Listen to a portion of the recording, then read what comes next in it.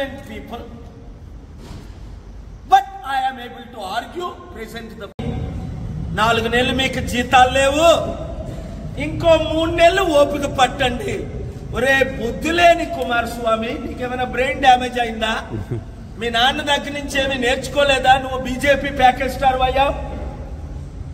7 నెలలు జీతాలు లేకుంటే ఎవరైనా బతకగలరా? 7 రోజులు నువ్వు బతకలేవే. నీకంటే 1000 కోట్లు ఆస్తుంది. 40 సంవత్సరాల రాజకీయ జీవితం, 1000 కోట్లు దోచుకున్నారు మీరు. నువ్వు, మీ నాన్న, మీ కుటుంబం, ఎంతమంది ఎన్ని కేసులు ఉన్నాయో తెలుసు. ఎలాగా జీతాలు లేకుండా కార్మికులు కష్టపడతారు? బుర్రుందా నీకు? బుర్రుందా? వీళ్ళకంటే బుర్రలేదు చంద్రబాబుకి, పవన్ కళ్యాణ్కి, మంత్రులకి. ఎందుకంటే వాళ్ళకి లక్షల కోట్లు ఆస్తుంది. వాళ్ళు అడగలేరు, వాళ్ళు ప్రశ్నించలేరు. ప్రశ్నిస్తే చంద్రబాబుని జైల్లో పెట్టి పవన్ కళ్యాణ్ సీఎం చేస్తారు.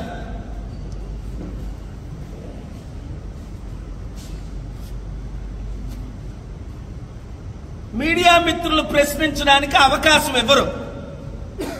వాళ్ళేదో పెద్ద ఫుటింగ్ లాగా. అందుకే నిన్న ఇలాంటి యూజ్లెస్ మంత్రులు వెళ్ళే కుంభమేళలో 300 మంది చనిపోయారు. 30 మంది కాదు, 300కు పైగా. దాని మీద నేను సుప్రీంకోర్టులో నిన్న ఢిల్లీ నుంచి వచ్చా. బిల్లు పబ్లిక్ ఇంట్రెస్ట్ లిటిగేషన్ వేసి విఐపి, అది ఏ మందిరంకైనా, అది తిరుపతి అవ్వచ్చు, కుంభమేళ అవ్వచ్చు, ఇంకెక్కడైనా అవ్వచ్చు, ఎవరికైనా, రాజకీయ నాయకుడికి, దొంగలకి, గజ దొంగలకి, ఈ అదానీలకి, మెగా కృష్ణలేని ఒకవేళ స్వర్గం వెళ్ళాలంటే వాళ్ళు ఏమైనా విఐపి పాస్తో ఎన్నుకొని వెళ్తారా? అందరిలాగే వాళ్ళు వెళ్ళమనండి. ఏ విఐపి, ఏ మందిరాల్లో విఐపి ఎంట్రన్స్ ఉండకూడదు.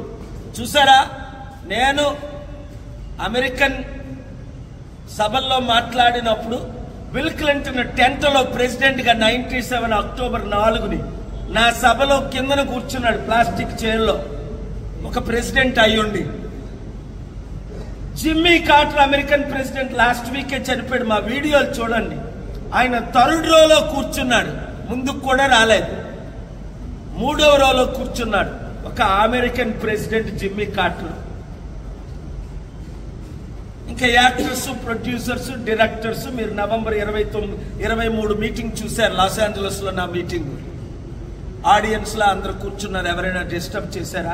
ఈ మంత్రులు వెళ్ళేటప్పుడు ఆ బీడ్లు కంట్రోల్ చేయలేక 30 ప్రాణాలు పోయాయి అంటున్నారు. ఓకే, 30 పోయాయి, మీరు తిరిగి తీసుకురాగలరా?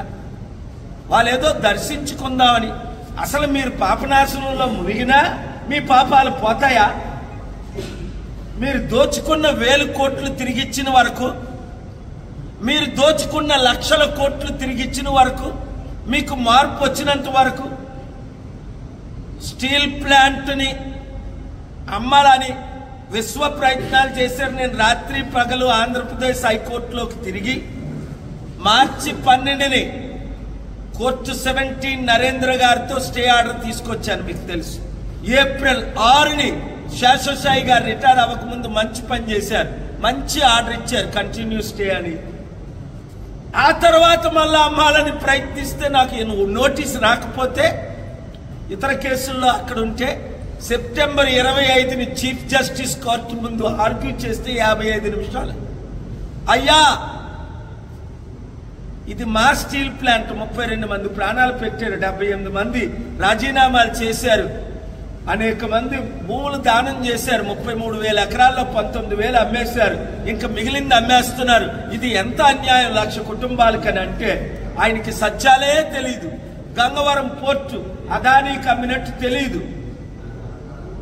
గంగవరం పోర్టు స్టీల్ ప్లాంట్ కి సంబంధం ఏంటని అడిగారు. ఎక్స్ప్లెయిన్ చేసి సత్యాలు బయట పెట్టి 55 నిమిషాలు ఆర్గించి మరలా నవంబర్ 28ని అమ్మేయడానికి ప్రయత్నిస్తే మరలా నేను వెళ్ళి ఆపాను.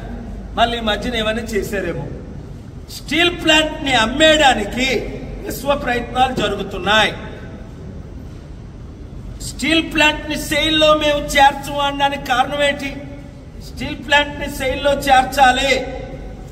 2, స్టీల్ ప్లాంట్ ట్యాక్సుల ద్వారా మేము 55,000 కోట్లు ఇచ్చాం.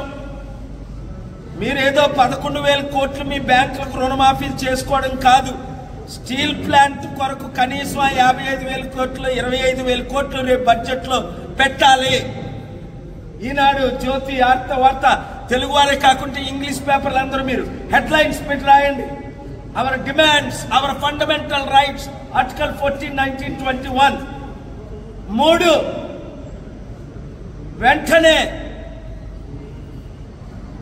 బాకీలున్న 3-4 నెలల జీతాలు ఇప్పుడు రాబోయే ఈ నెల జీతం తక్షణమే రిలీజ్ చేయాలి, రేపే. 4,